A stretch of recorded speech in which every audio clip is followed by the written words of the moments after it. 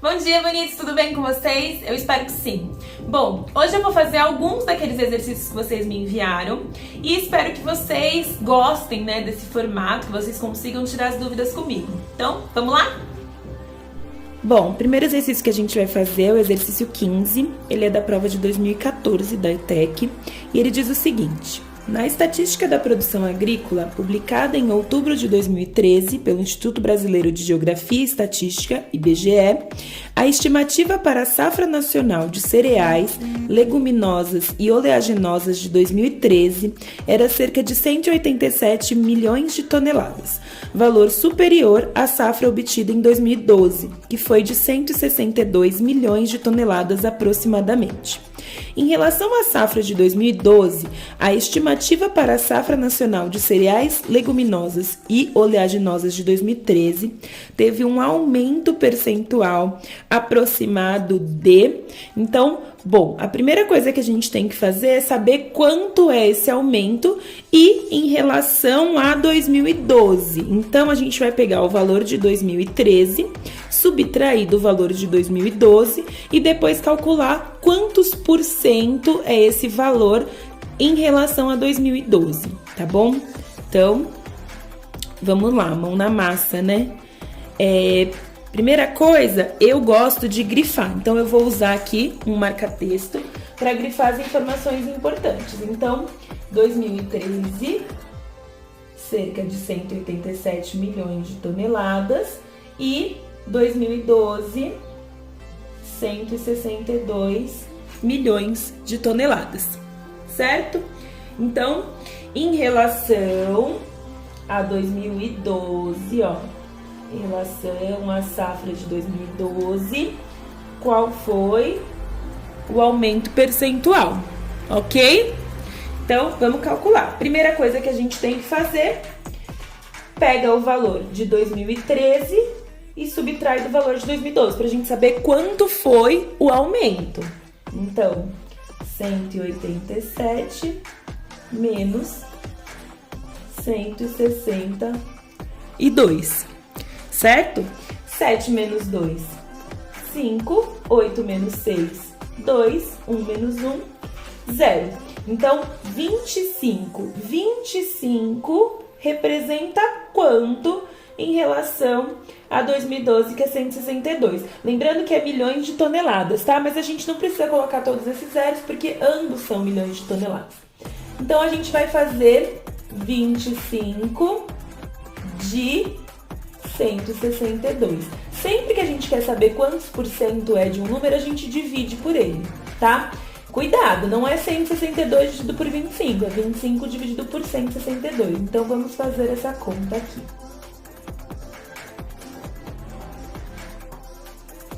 Primeiro de tudo, a gente sabe que o valor mais próximo é o zero, Que aí seria menos 0 e sobraria 25. Coloco a vírgula aqui e aí sim consigo fazer essa conta.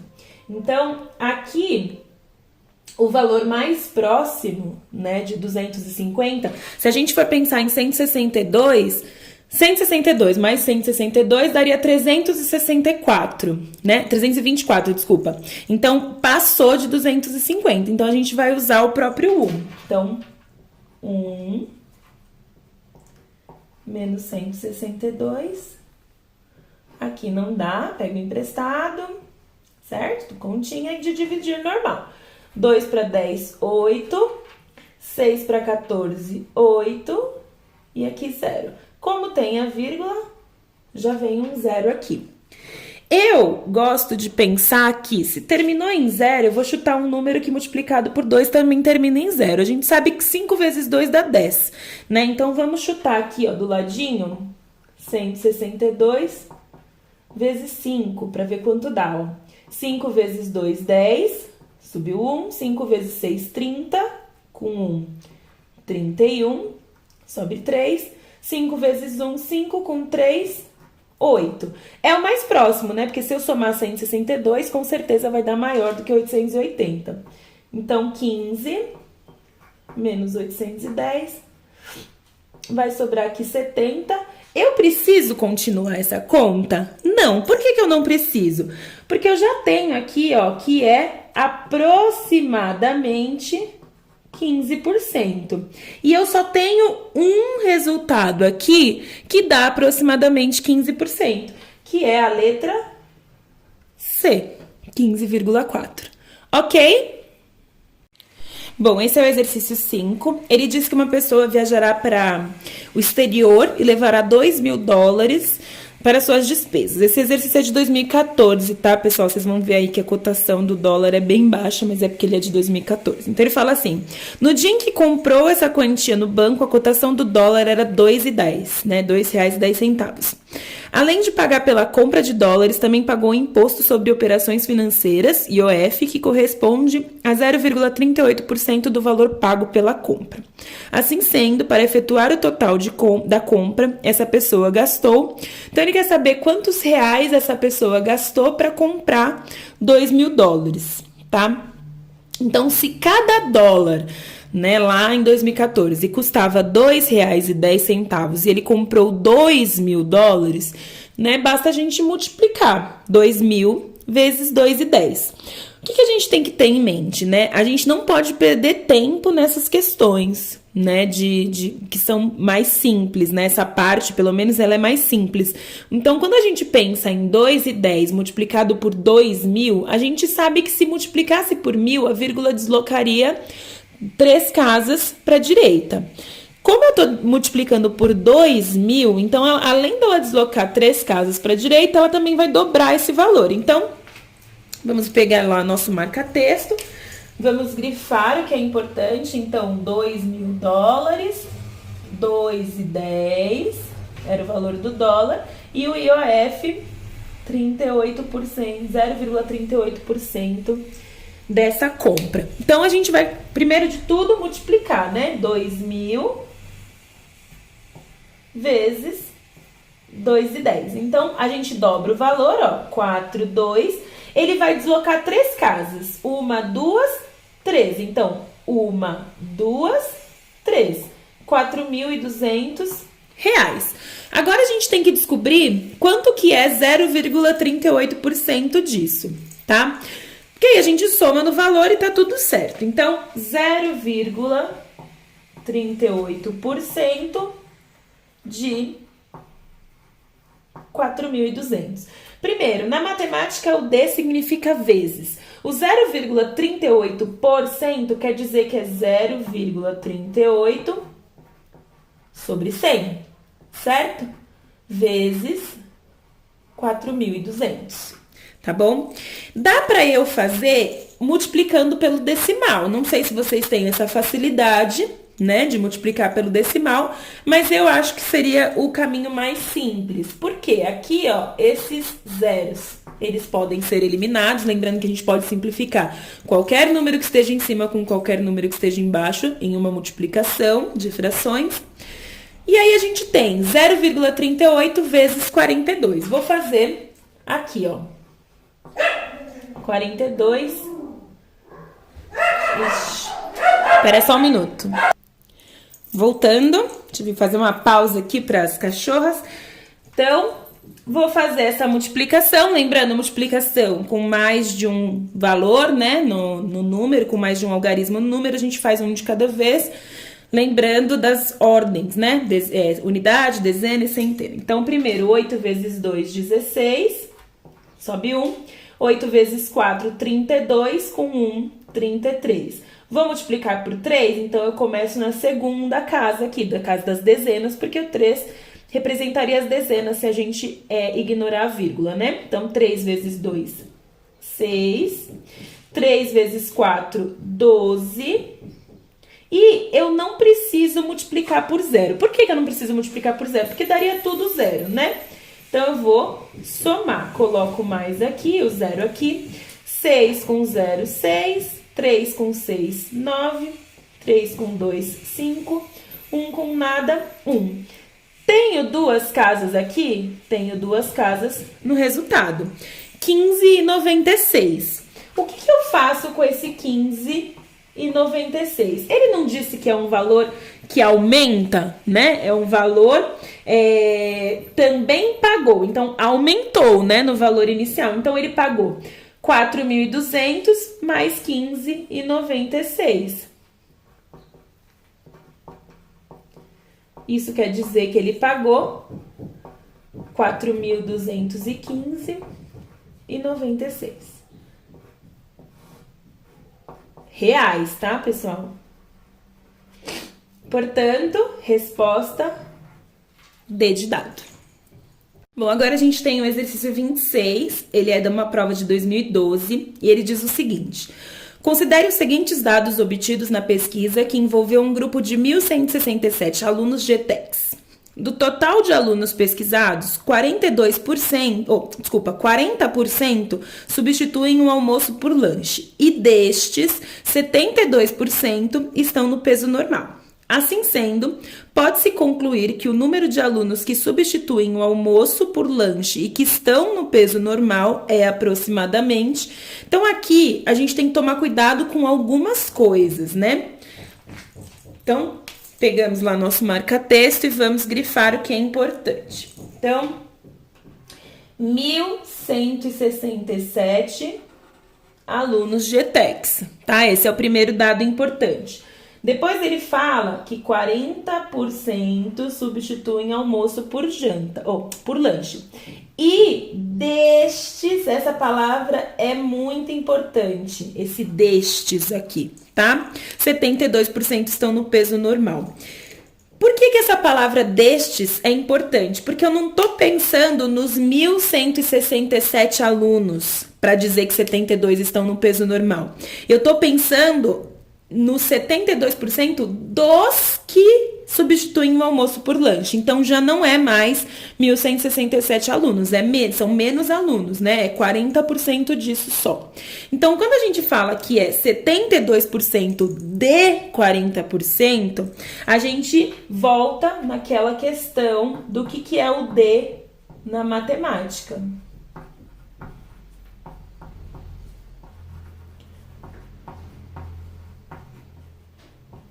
O D na matemática é vezes, certo? Então, a gente tem 72% vezes 40%. E eu já vou colocar aqui o vezes 1.167, porque lembra, a gente não pode perder tempo na prova de ETEC, né?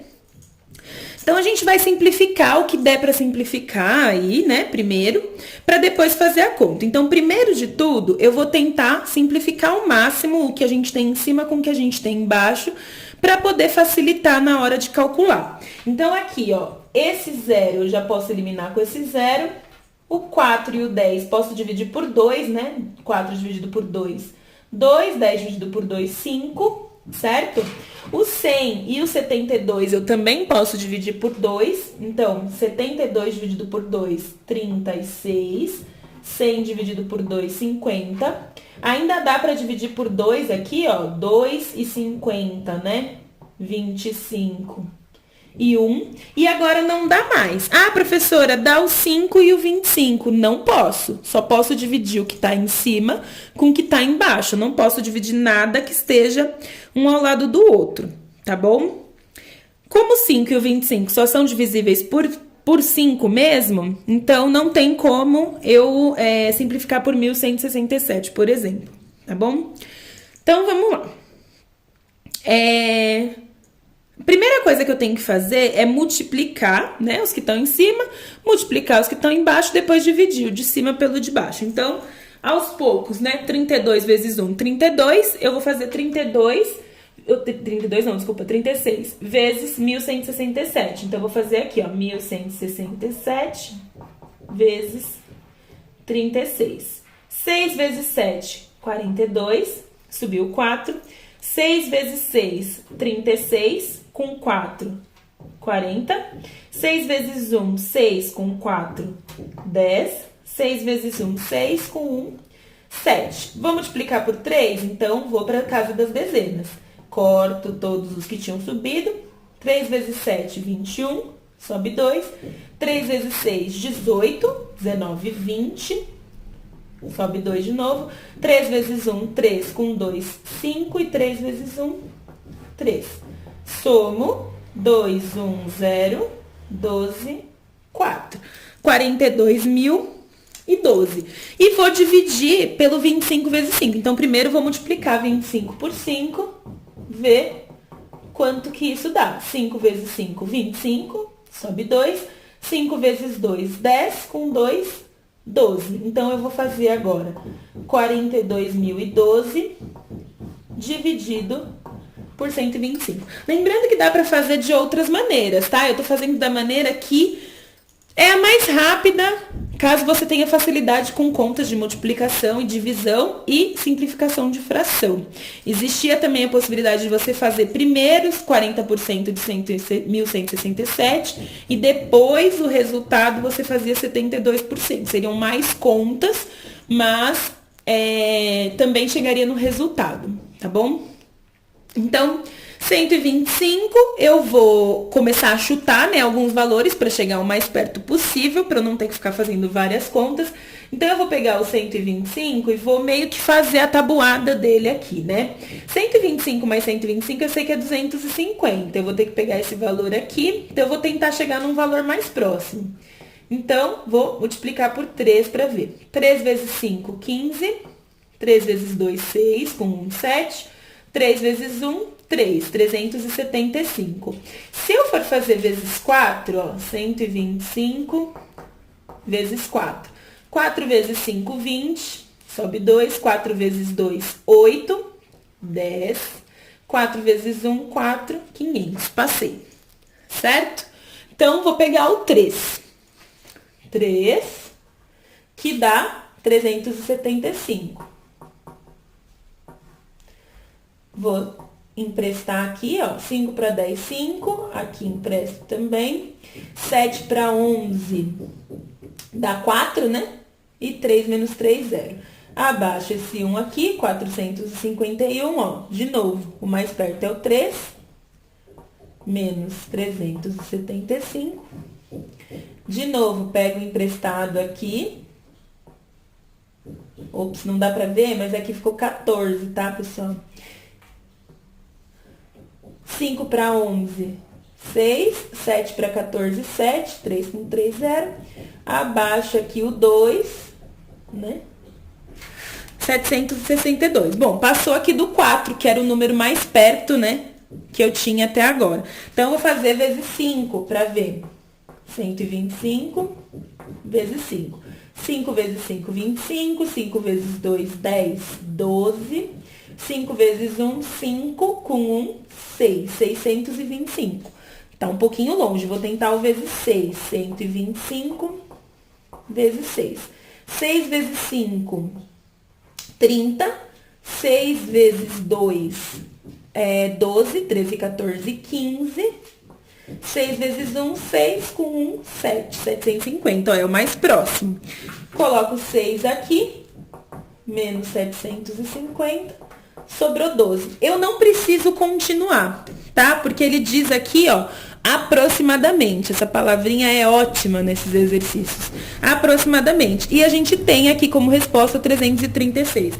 Então, a gente sabe que a resposta aqui é a letra C. Bom, agora a gente tem o exercício 27 da prova de 2018. Esse é o último exercício dessa rodada de exercícios, tá? Porque senão o vídeo vai ficar muito longo. Mas, vamos lá. Então, tá escrito assim, tem um texto, e lembrem-se, os textos são muito importantes, vocês vão ver que os próximos exercícios também possuem textos, e sem o texto a gente não consegue resolver, tá bom? Ele fala assim, ó, mata ciliar é a formação vegetal às margens dos rios, córregos, lagos, represas e nascentes. É considerada pelo Código Florestal Federal como área de preservação permanente, APP, com diversas funções ambientais. De acordo com o artigo 2º desse código, a largura da faixa de mata ciliar deve ser preservada.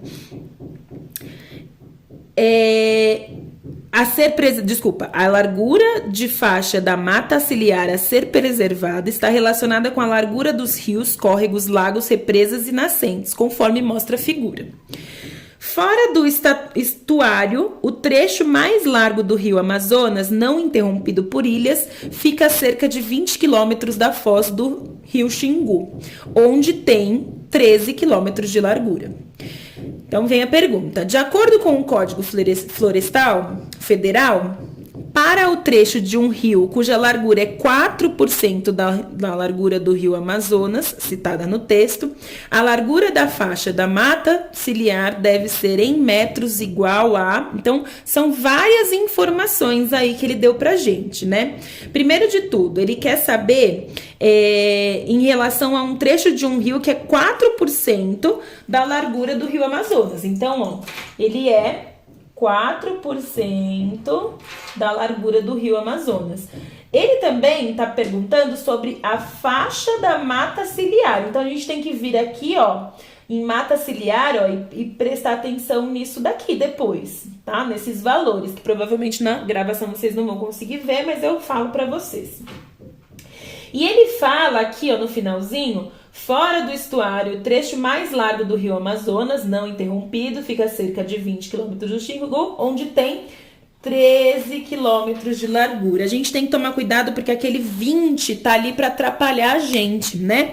Esse 20 aqui, ó, é a distância, né, que ele tem, né, do rio, da foz do rio Xingu, tá bom? Ele tá a 20 quilômetros da nascente lá, da nascente não, desculpa, da foz do rio Xingu. Então, a gente vai calcular 4% de 13 quilômetros. Então, muito simples, né? 4% de 13, né? Pensando que 13 é quilômetros, tá? Então, a gente lembra que isso aqui é vezes 1000. Então, 4%, eu vou transformar, como aqui a resposta está em metros, ó, eu já vou transformar 13 quilômetros em 13.000 metros, tá? Só para facilitar a nossa vida aqui na hora de multiplicar e na hora de obter o resultado, tá bom? Então, primeiro de tudo, corto zeros, sobra 4 vezes 130. Tudo bem? 4 vezes 130, 4 vezes 0, 0, 4 vezes 3, 12, subiu 1 aqui, 4 vezes 1, 4 com 1, 5. 520 metros. Mas ele não me perguntou, né, a largura do rio, ele me perguntou o tamanho da mata ciliar, tá? A mata ciliar, ela tem a ver com o tamanho que o rio tem de largura. Então, olhando aqui, né, para os tamanhos, ó, nascente, menor que 10, de 10 a 50, de 50 a 200, de 200 a 600, que é o nosso caso, né, menor que 600. Então, de 200 a 600 metros, a mata ciliar é 200 metros, certo? Se a mata é 200 metros, se a mata ciliar é 200 metros, a nossa resposta é a letra B. Cuidado, essa letra A, ela tá aqui exatamente para confundir vocês, porque a nossa resposta deu 520, a chance da gente ir direto para a letra A é muito grande. Bom, bonitos, espero que vocês tenham gostado, que vocês tenham entendido. Semana que vem tem mais. Eu espero que vocês consigam resolver mais exercícios e continuem me enviando, que eu vou resolvendo e mandando para vocês. Beijinhos e até a próxima!